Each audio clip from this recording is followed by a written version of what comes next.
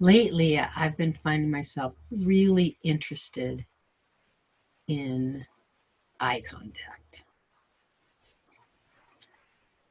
I have always felt that there is so much more going on with our connection through our eyes than most of us have been able to surface realize, like consciously really realize. Um, it's apparently incredibly central to how we experience ourselves. So let me play with you a little bit.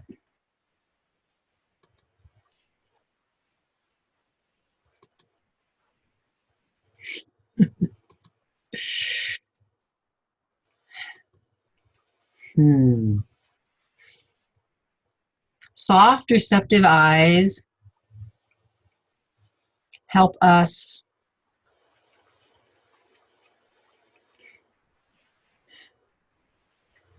feel balanced, feel seen, feel heard, feel safe.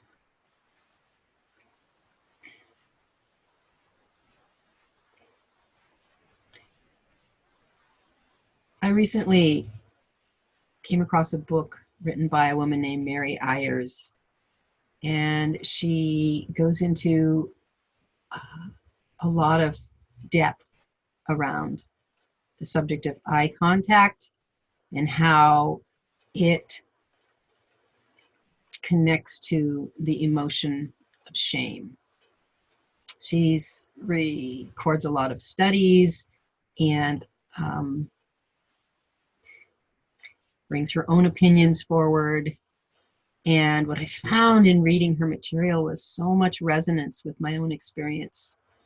And it was just so fascinating to see how linked, how we feel with what kind of eye contact we are given when we're relating with someone. Mary starts with infancy, and this makes total sense to me because we all are born and begin to relate to other human beings as infants. In the very first way that we connect is through our eyes. When the infant is born, it's already ready to focus on a face and especially on eyes. And the mother is sort of instinctually ready to capture her infant's eyes, to capture the eye contact. And that is the very first moment of kind of connection that we have. Hopefully, that's a good one. Hopefully, we get that right away, and that this sort of traumatic birth event gets sort of regularized, regulated, calmed down when the infant gazes into the mother's eyes and the mother is regulated and calm and loving and open. And we know from research in science that that kind of connection regulates our nervous system. So if the mother is regulated and calm, the infant that doesn't know how to regulate its nervous system yet attunes to the mother. The mother then, that steady heartbeat, that calm affect begins to show the infant that experience for itself.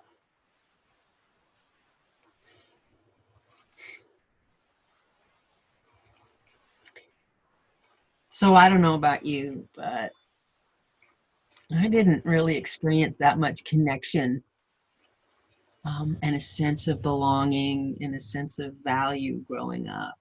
And I think I understand now that perhaps I just didn't get the kind of receptivity and love through the eyes that my system needed.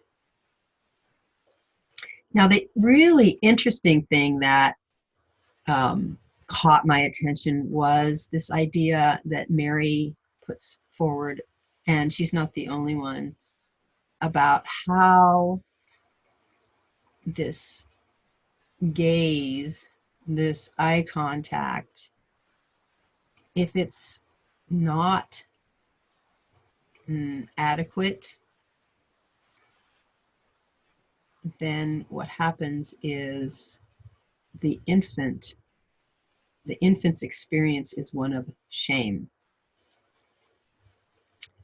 So the infant is looking for this kind of contact, and the mother, if the mother is distracted or non-expressive and holds just a mask, the infant will try all kinds of ways to get her attention, to get her to reconnect with it, and get so upset and make several tries in different ways. And when they fail again and again, the infant just slumps into this kind of collapsed energy that has been named shame. Mary names it as shame. And she talks about two different kinds of shame.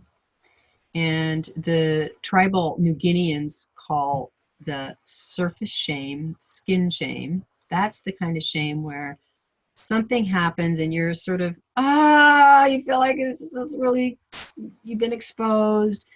He uses the example of, being caught in public having sex, or some other example that's just like in the moment, there's this fiery, burning kind of whole physiological reaction, but then it passes. It's just like, discomfort, but not deep shame. And deep shame is something that gets established in infancy as a self-identity.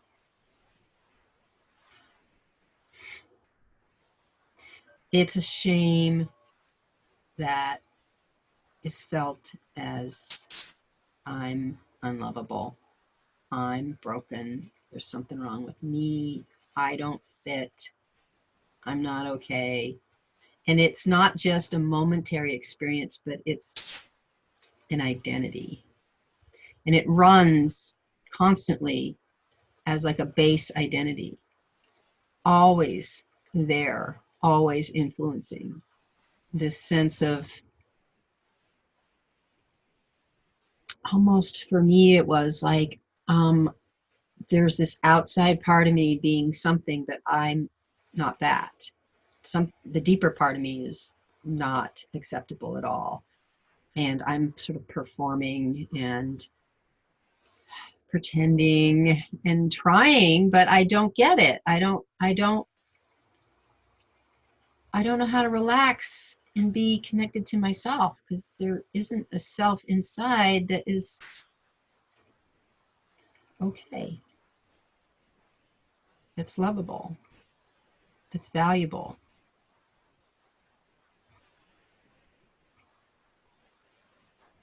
And that's deep shame. That's the kind of shame that becomes a life identity, a self-identity.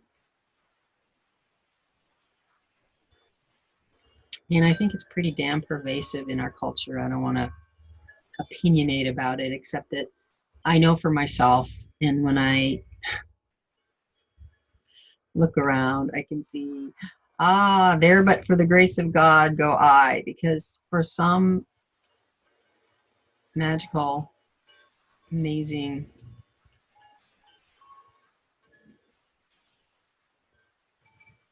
reason, even though I suffered with that kind of shame for so many years, I'm free. I'm free of it now.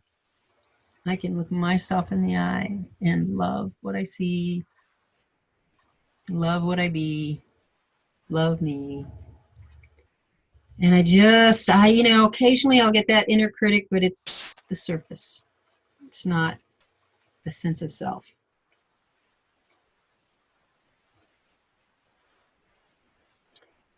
So it makes sense to me that that happens really, really early on in our development as a human being, as a separate human being, as we establish our own energy field and our own sense of ourselves. And I'm not trying to blame mothers here. It's called the mother gaze. It's usually the mother that has that kind of ongoing time with the infant. But if the mother is neurotic or narcissistic or anxious, or a certain amount is fine, but if it's too much, then the infant just does not settle into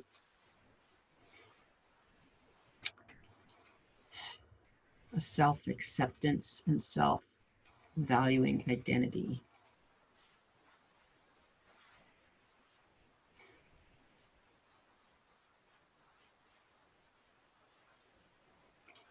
The good news is I think we can change that, because I am a poster child for having lived with that, through that, suffered with it, and then found my way out and found my way here. And not only that, I think there's something about offering this kind of listening, the listening eye that sees and hears and accepts and loves and holds space, that doesn't react or judge or get distressed or try to control. It's very interesting. The infant, within the first day or two, is so sensitive to the kind of eye contact and the kind of energy that the primary caretaker brings. And as an infant, the only really voluntary movement they have is with their eyes. Everything else is thrashing, and how the baby's legs and arms and everything is trying to figure out how to be in a body and gravity. But the eyes are ready to make eye contact and look for that attunement.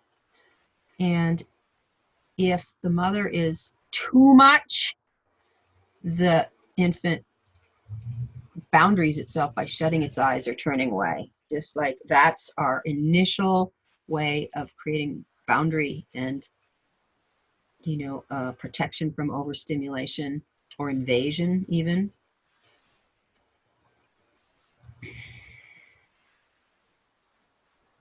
Or even if the mother is trying to get the infant to react, the infant will also, that's like too much and not comfortable, and they will look away, look down, and avert their gaze.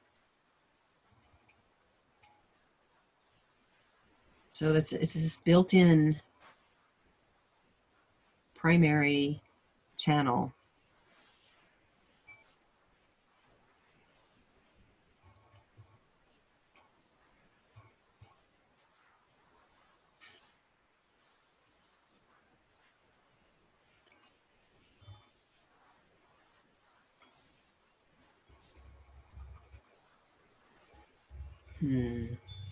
I wonder,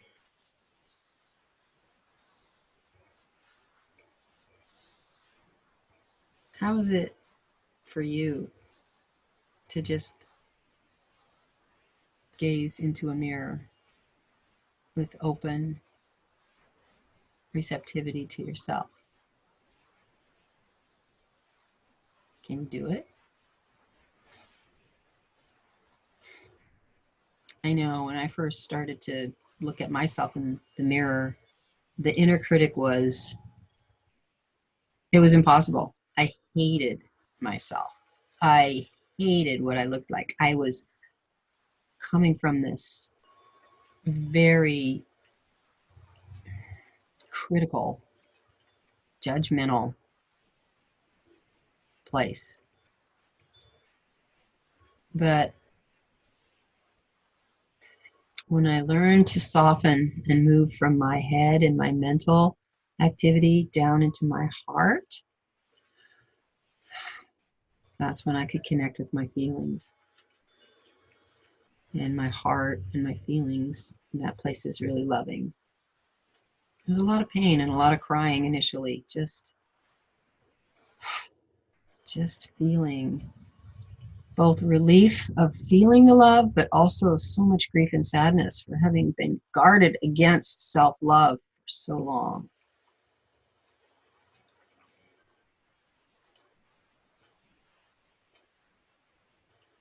We need this medicine.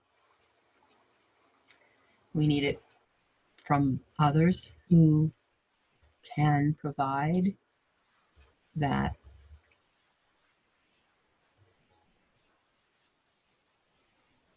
mother gaze, that loving.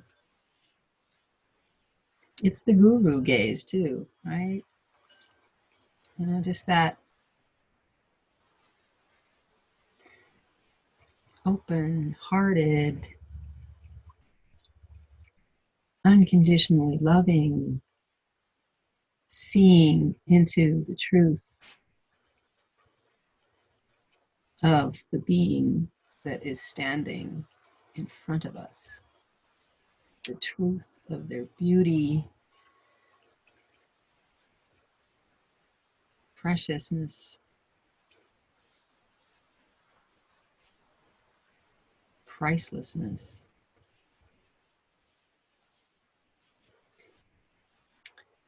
And if we don't have a guru and we don't have a mother, we can become that for ourselves.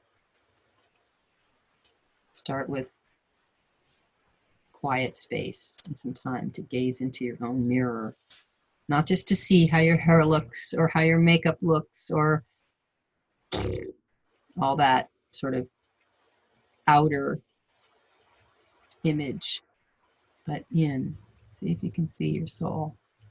See if you can find a place to connect with your own soul.